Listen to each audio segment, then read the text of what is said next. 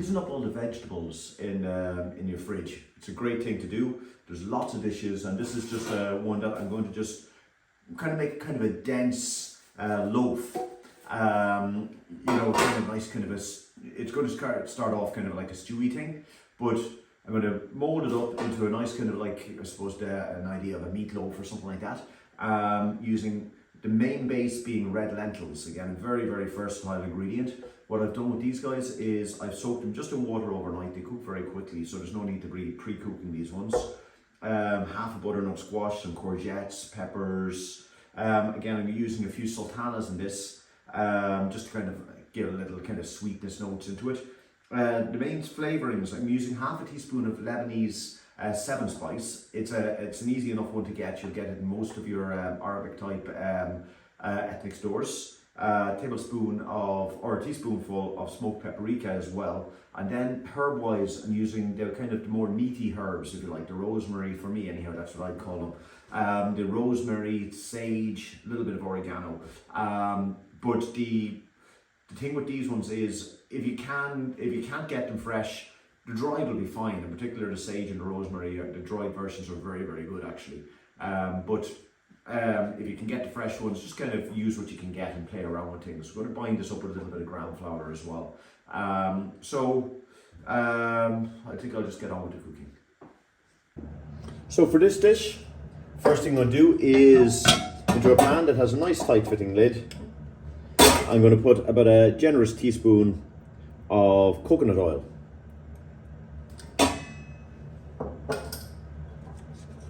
And then straight away, I'm going to just pop in my nice big chunks of butternut squash, because they'll take the longest to cook. I'm also going to add in my fennel at this stage. I'm going to add in my celery.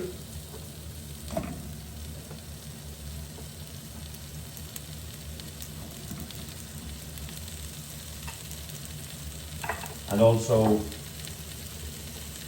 my courgettes.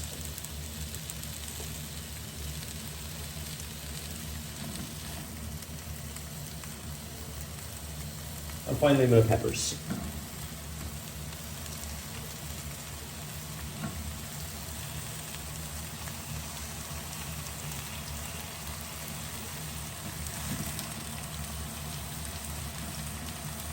And just allow those to just add a pinch of salt and pepper into that then at this stage.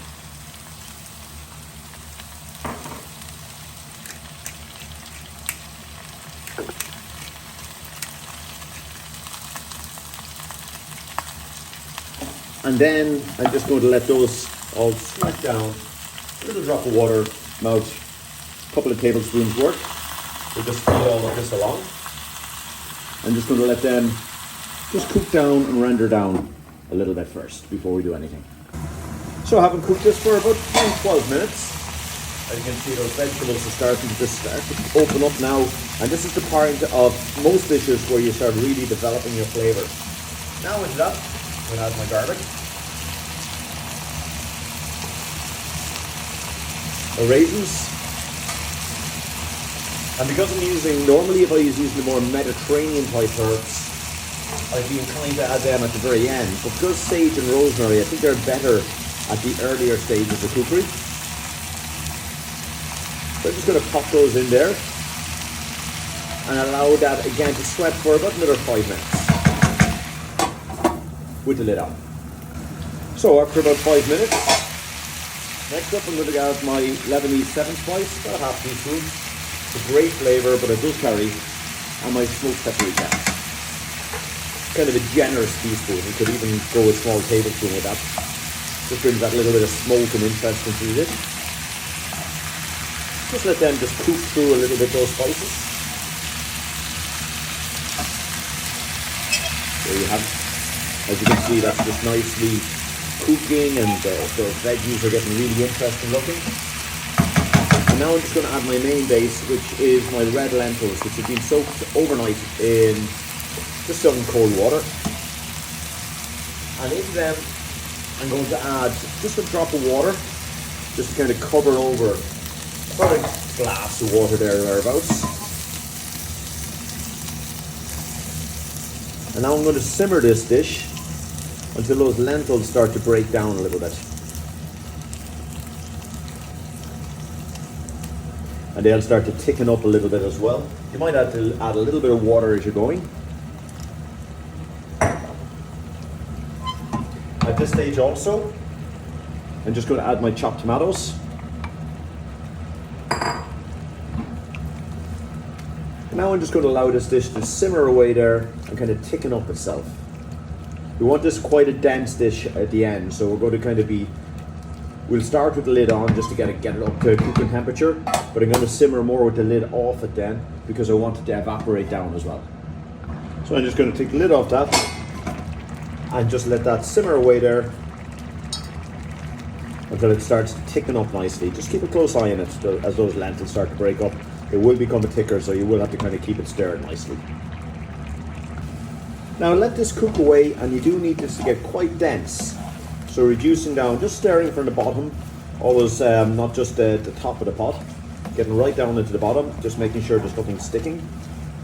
And then when you start to get this, all of a sudden you'll find the red lentils start to thicken up. They're a fabulous thickening agent, but it's not quite enough to make it a kind of a terrine, if you like, a loaf. So just to thicken it up the last little bit, I'm going to put about 2 tablespoons of ground flour, which is ground chickpea. I'm just going to pop that in there and let that just thicken this up just a little bit more as well. But it does need to be quite a dense mix, otherwise obviously you won't be able to turn into a kind of a loaf, if you like. And just let that cook away through there, keeping a very, very close eye as it's cooking. So after cooking for a good bit there, you'll get this very thick, dense, very, very highly flavored mixture. So now it's only a case of molding it up. And what I've done here for the mold is I have some little charred leaves. I didn't bother blanching them because they didn't need it. And I just lined the mold with some cling film and just literally put the raw char leaf into it. And the reason is because the raw char leaf are perfect for this, is they're very light, and they'll as the hot mixture goes onto the leaf, they'll cook a little bit, and they'll also kind of form a nice kind of outer coating to the mixture. So what I'm going to do is just put it all up there, kind of flatten that down a little bit, and then on the sides, just as I'm going, I'm just going to add a few more charred leaves. Don't mind if they kind of go on into the mixture. This is just a kind of a very quick and simple way of just lining up a mold.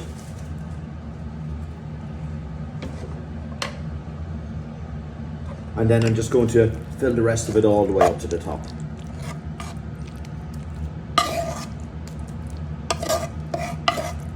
And there's more than enough heat there then to kind of cook through those charred leaves.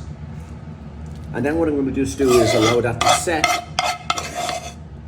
in the fridge for a few minutes, until it starts to cool down. And then it's just a case of turning it out.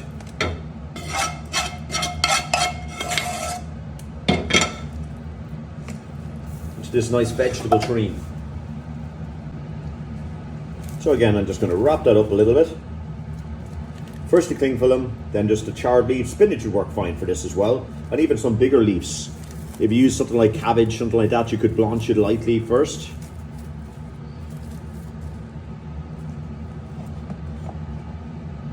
And now I'm just going to let that set inside the fridge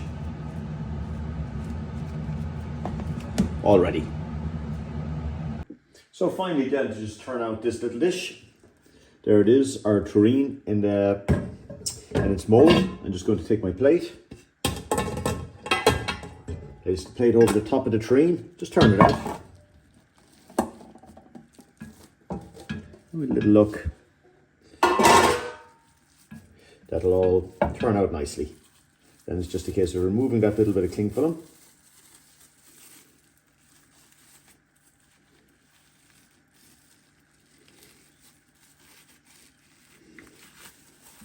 And again, this is a little bit in the warm side still.